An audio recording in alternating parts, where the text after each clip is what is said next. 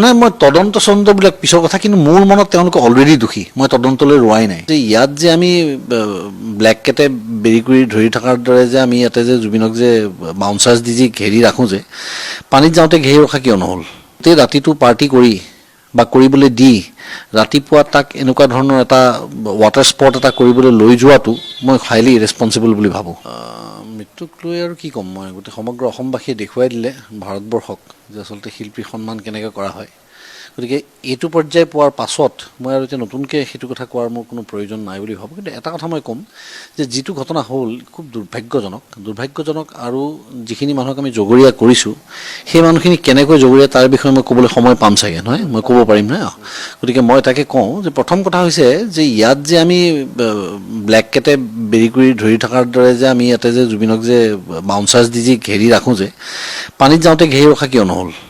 পানীত যাওঁতেওতো 4-5জন মানুহ তাৰ লগত থাকিব লাগে। পানীততো আৰু বেছি ৰিস্ক বেছি, প্ৰথম কথা। দ্বিতীয় কথা হৈছে যে জুবিনৰ যিটো ধৰণে সেই জীৱনটো দিনটো যেনেকৈ কটায়, আমি বহুত বছৰ পুৰণি চিনাকি আৰু একেবাৰে নতুন চিনাকি হোৱা মানুহো জানে যে জুবিনে ৰাতিটো নুশুৱে, সি দিনৰ পিছদিনাখন শুৱে।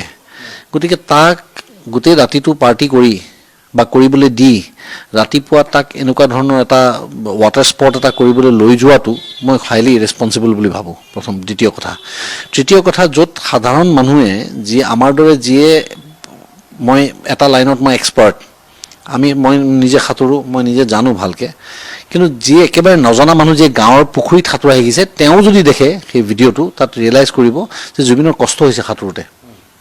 আৰু এতিয়া 1, 2, 3টা ফুটেজ টুকুৰা টুকুৰিকৈ ওলাই আছে।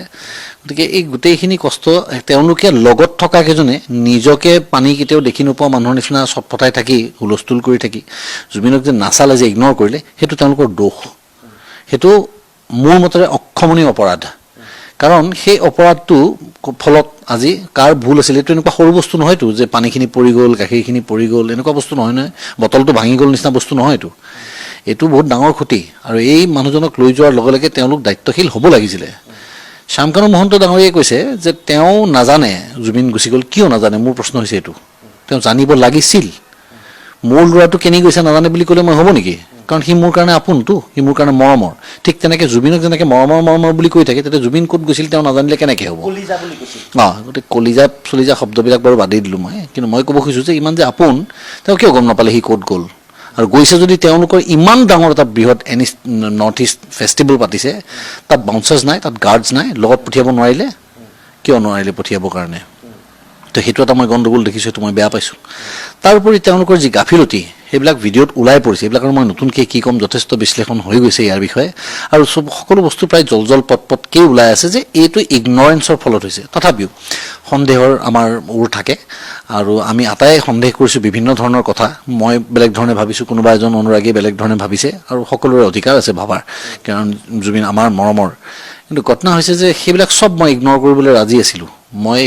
এইটো এটা ইগনৰেঞ্চ, তেওঁলোকে অসাৱধান হৈ পেলাই এনেকুৱা হ'ল বুলি মই মানি ল'বলৈ বাধ্য। এইটো এটা দুৰ্ঘটনা বুলি মানি ল'বলৈ বাধ্য। কিন্তু তাৰ পাছত যে অতি নিৰ্লজ্জজনকভাৱে শ্যামকানু মহন্তই যে ফেষ্টিভেলটো যে কণ্টিনিউ কৰিলে, ফেশ্বন শ্ব'ৰ নিচিনা বস্তু এটাও কণ্টিনিউ কৰিলে, বেলেগ এটা নাম দি পেলাই, মই সেইটোৰহে বৰ তীব্ৰ গৰিহণা দিছোঁ। তাৰমানে যে কি হ'ল হয়, খুব বেছি তেওঁ অলপমান টকা পইচাৰ ক্ষয় ক্ষতি হ'ল, হয়তো হ'ব লাগিছিলে, হ'বই দিব লাগিছিলে। তেতিয়া আমি গম পালোঁহে যে জুবিনৰ প্ৰতি তেওঁ কিমান দায়িত্বশীল। অসমীয়া আৱেগ, অসমৰ ইয়াৰ আমঠু এজনৰ প্ৰতি তেওঁ কিমান দায়িত্ব, এইটো কথা ওলাই পৰিলে হয় যে তেওঁ নিজৰ ক্ষতি সাধন কৰি হ'লেও তেওঁ জুবিনক অনাৰ কৰি পেলাই, যিজন মানুহে আজি সমগ্ৰ ভাৰতবৰ্ষৰ এটা ইম্পেক্ট পেলাই থৈ গ'ল, যাৰ মৃত্যুৱে, সেই মানুহজনক হেৰুৱাৰ পাছত এই যে এক্সিবিশ্যনটো যে কণ্টিনিউ কৰিলে, যে এইটো অতি লজ্জাজনক কথা। গতিকে সেইটোৰ কাৰণেই মই এইবিলাক কথাত মই আচলতে কৈ থাকিলে খঙৰ চোতত আৰু কথা কৈ দিয়া হয়তো, কাৰণ ময়ো কথা লুকুৱাই ৰাখিবলৈ টান পাওঁ ভিতৰত, যিটো ভাবোঁ সেইটো অনুভৱ কৰোঁতো কৈ দিওঁ। গতিকে এতিয়া আজি মই মুখ্যমন্ত্ৰী ডাঙৰীয়াৰ এটা টুইট দেখিছোঁ, তেখেতে টুইট এটা কৰিছে যে ইয়াক অমুকত বেন কৰিব লাগে, তমুকত বেন কৰিব লাগে। ভাৰত চৰকাৰলৈও তেওঁ অনুৰোধ জনাইছে যাতে তেওঁক কোনো ধৰণে আগলৈ প্ৰশ্ৰয় নিদিয়ে বা তেওঁ কোনো ধৰণৰ ফাইনেন্সিয়েল হেল্প নকৰে। কিন্তু মই ভাবোঁ সেইটোৱে যথেষ্ট নহয়। সেইটোৱেই যথেষ্ট নহয়, আৰু গভীৰভাৱে তাৰ ওপৰত তাত তদন্ত হ'ব লাগে। আৰু তেওঁৰ যিটো গাফিলতি, এই গাফিলতিটো অক্ষমনীয়। মানে যেনেকৈ এটা মাৰ্ডাৰ হোৱাটো, যিয়ে মাৰ্ডাৰ কৰে তেওঁ যেনেকৈ দোষী, কাষত লৈ চাই থকা মানুহবিলাকো কিছু পৰিমাণে দোষী।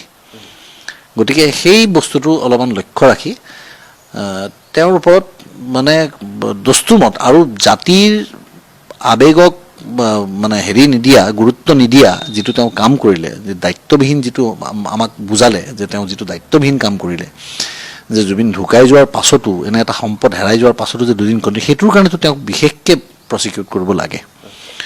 আৰু এই যিজন মেনেজাৰ সেইজনক লৈ কি ক'ব বিচাৰিব?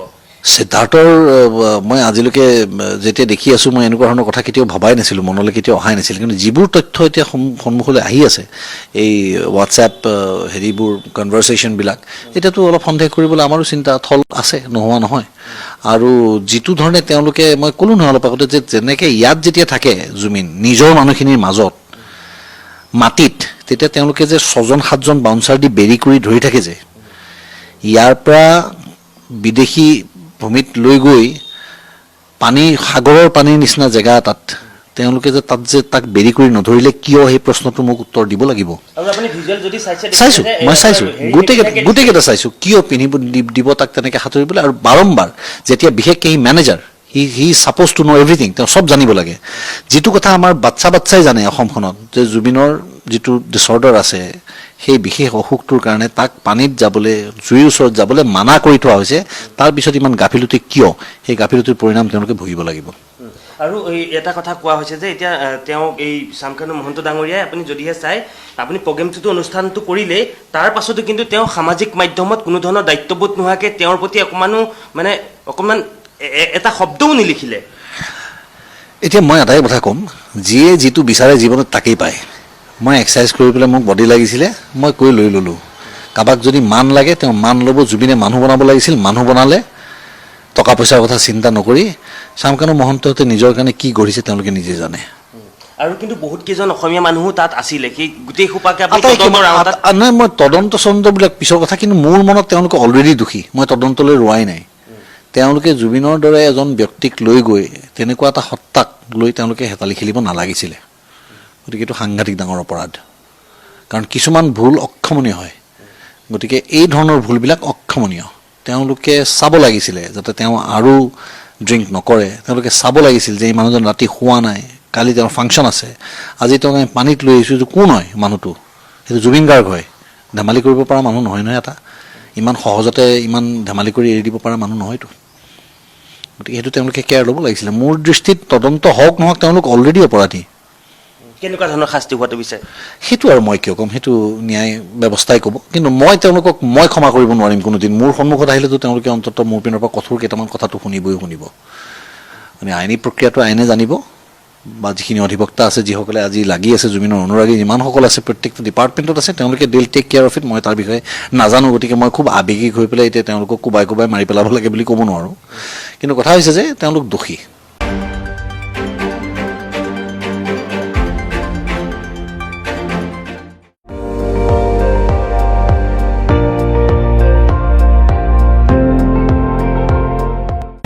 আপুনি চাই আছে ND24, সৰ্বশ্ৰেষ্ঠ নহয়, সৰ্বোত্তমৰ দৌৰত।